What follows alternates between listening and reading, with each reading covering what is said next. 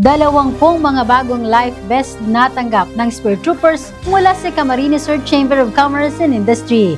Ang detalye ihahatid ni Ali Aguilar. Tuwing may kalamidad, isa sa nangunguna sa pagresponde ay ang mga sundalo.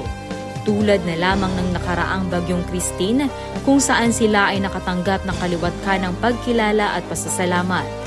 Kabilang sa mga ito, ang grupo ng Camarines Sur Chamber of Commerce and Industry na personal pang tinungo ang himpilan ng 9ID para kilalanin ang kabayanihang ipinakita ng kasundaluhan. Yes, for dun sa mga times ng mga sakuna or may mga times na kailangan natin siya, we know that we need more equipment. So we decided to donate a few life vests. Bilang pasasalamat, ipinagkaloob ng grupo ang 20 mga bagong vest sa Emergency Response Company. Kinuha ring pagkakataon ng CSSCI na ipahayag ang kanilang pagsaludo sa mga kasundaluhan sa paggunita ng kanilang ika-128 Philippine Army Anniversary.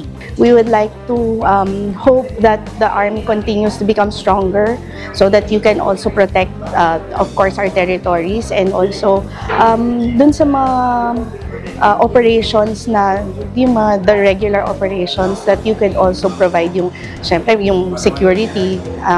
It's a big thing and ang maganda nga yung balita na yung insurgencies bumababa na or halos wala na in this region. So it's a good thing that the military is here, the presence is felt so that there's more peace around the area and of course so that the communities can thrive. Hindi man inaasahan ang tulong na natanggap, ngunit taus-puso itong tinanggap ng pamunuan ng 9ID at tiniyak ang patuloy na pagtupad ng kanilang tungkulin sa oras na sila ay kailanganin.